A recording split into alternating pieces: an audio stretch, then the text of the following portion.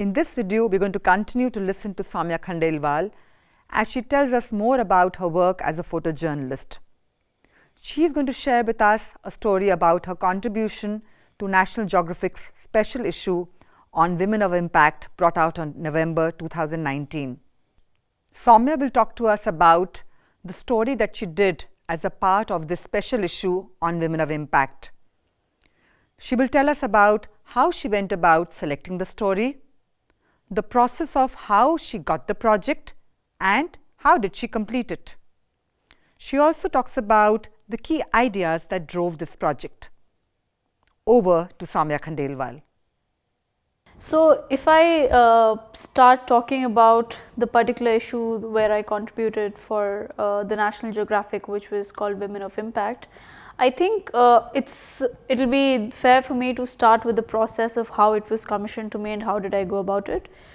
The usual process that is followed for most of the other publications that I work with, which includes, for example, the New York Times or Guardian or the other newspapers, is that there's a story that's happening and there's a need for a photographer, and they reach out to me and I work on a particular story. So in a way, the reporter has done all the research on it, and then a photographer, basically everything is arranged and the photographer needs to go and shoot. The other way is that I have a story that I want to work on, which I pitch to the particular publication, they show interest and they commission me to do that particular story. However, for this particular issue with the Geographic, the process that Geographic follows is all the Geographic stories are very photographer centric. So instead of they being word led, they would be pictures led. In this case, I was commissioned, I was rather included in the research stage. So there was a need to do a story on the broad concept of the story was that when cities are planned, women's safety is something that's not kept in mind. It's rather an afterthought. So after a city planning is done, people respond to the need of the unsafe spaces for women and try to create an ethos or atmosphere where safety can be ensured. So it was supposed to be an international story, and it was supposed to be a story with photographers contributing from many countries across the world. However, as we progressed and when I was included in the very first stage of the research itself, after about the first or second call with the photo editor, we realized that there were rather a lot of things that were happening in India. And by about the third or the fourth call, it was decided that this story would become India centric because of the kind of research we were able to do about what were the initiatives that were happening in India. And there was way more visual possibility here than the other places. So that international story was kind of dropped and it was made an India centric story there. Following that process, I along with my team, we kind of did a research on what were the initiatives that were happening, and we came up with about 10 such initiatives across India. As a photographer and as a publication, we always need to vet the process and kind of see what are the stories that we actually want to pursue. Because for example, one of the stories that was happening was that there are these self-defense classes that were happening for women. And while there were some self-defense classes which were we thought were kind of interesting because they were happening at a rural place, for example, it's not happening in Delhi, it's happening on the outskirts, it's initiated by someone who's based in the outskirts of Lucknow, and then they're traveling all over the country to impart that education to, for example, let's say school children, to women, even to girls in villages. So for us, like even the Kerala police, for example, does self-defense training, and they do it in companies and they do it for women, but we thought it would be way more interesting for us to photograph this particular initiative, which is called the Red Brigade Lucknow initiative, because we thought visually it was more interesting, and also the story was more nuanced in terms of in terms of where the people were coming from, what were their personal struggles. Like some of the women were victims of sexual abuse themselves, and this turned out to be their retaliation and their response to that abuse. So for example, this was one of the stories that we decided to take forward.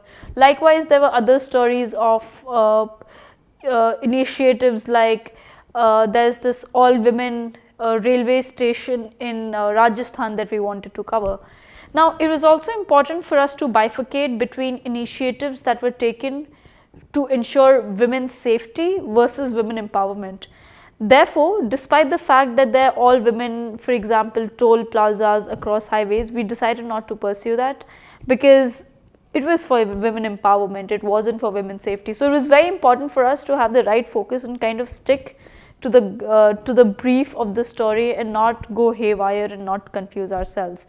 We wanted to pursue the women station in Rajasthan, but we could not secure the permissions for it because the process was rather bureaucratic and very lengthy, and we had to do away with that. We had a limited number of days. We had 15 days allotted to this story, and we wanted to work within that time frame.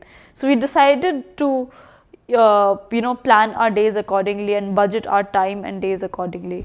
Likewise, one of the things that we did, for example, was as a part of the story was we also wanted to look at the unsafe spots in Delhi, and one of the unsafe spots that we were looking at was, for example, where the Nirbhaya rape case happened in terms of the pickup point and the drop point for that. And while I was supposed to navigate all these places, an important issue for us also was to ensure that I feel safe in the spaces that I'm going in. So, despite the fact that for most other pieces that I was photographing, I thought I would be safe in Delhi, but it was a strict guideline from National Geographic that they wanted a fixer with me for sure.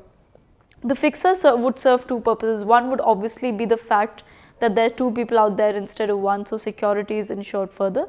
Secondly, a publication like Geographic would also like photographers to work with fixers because that it just gives them space to kind of re-authenticate the facts. They have a very strong process of vetting the information that I give out to them. For example, for any photograph that I'll file with them, I would give the contact information of the person who's, for example, organizing a particular event or is associated with the particular organization where I'm photographing. And in addition to that, I would also give the contact of a fixer. So, it's kind of a three-layered process of verification. First it's me, then it's the fixer, then it's the organizer. So, I think these are just facts that you really have to keep in mind. Even when we're working, it's really important for us to get the model release signs, appearance release signs. As a photojournalist, and for especially when working for publications and wire, we're almost not in the habit of doing that. But for someone like National Geographic, they would really want us to get as many model releases as possible. And that would be something that they would really keep in mind before the story goes out in publication in the magazine. So, that was another thing where it's important to have fixers who are constantly following up with the people you photographed, ensuring that they understand what it means to be a part of the story and that they'll be featured in the magazine. So, these aspects kind of become important, and then there is a certain, also the thing with National Geographic is that we file the entire raw, which is crazy, which means that if I've shot 10,000 images on a particular story, I'm supposed to deliver the raw of those 10,000 images to them without deleting a single frame. So, it's a very different discipline to follow, but it's also a very interesting discipline to follow because it just makes you kind of in a way be very thorough with what you're doing.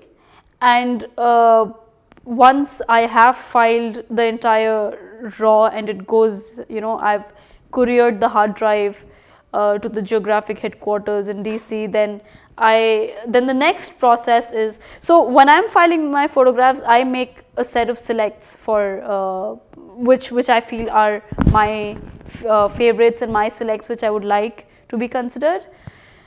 After I deliver my hard drive, the photo editor on the story would go through the entire raw of the images and he or she would make a select of their own. So, in my case it was a she. So, she made a select of their own. After that happens, the photo editor and me get on a call and we kind of do a to and fro on deciding why did we choose certain photographs, why did we not choose certain photographs, and we basically come to a point where we mutually agree to the photographs that are being put out. the next stage is to finalize the different set of images for print and for online, to color correct them. So I would send them my color corrected images, and then they would have their edit staff, post processing staff, which would ensure that it's made ready for the magazine. And eventually the entire process from the start to the end could be anywhere between 5 to 6 months. So that was the process of working on this larger story. What was also interesting was the writer for the story and me had never interacted before the story actually happened.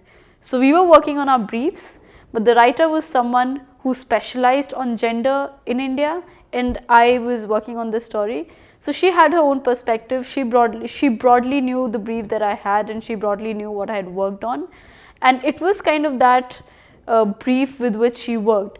That's not very usual. That's kind of unusual. Broadly, the writer and the photographer do interact prior to the story comes out, but this was one of the unusual cases when we were running on very tight deadlines, and which is why the writer and me finally touched base after the story came out and we saw each other's name on it. So that's also another bit of interesting thing. But I started working on this story I think in about April, and it came out in a November issue. That's kind of a tight deadline for a publication like Geographic. The last story that I worked on was I did it in about August last year, and it came out in about August or September 2019. So there was an entire 1-year production period before you actually saw the story in the magazine. So that is how someone of the scale of Geographic would work.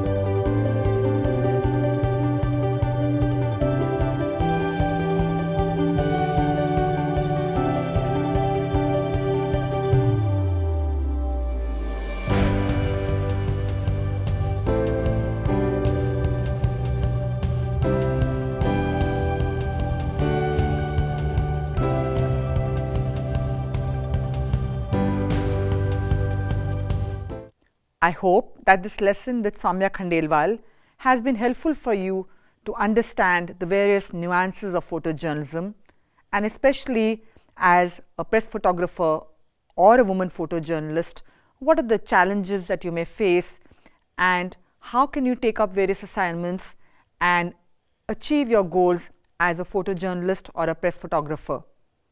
It is very important that one has passion in the field, and it doesn't matter if you are young or old. Saumya Khandelwal is a young photojournalist who has very early on in her career reached places both nationally and internationally. This is an inspiration to all of us that if we really want and if we apply ourselves and put in the necessary effort, we can achieve our goals.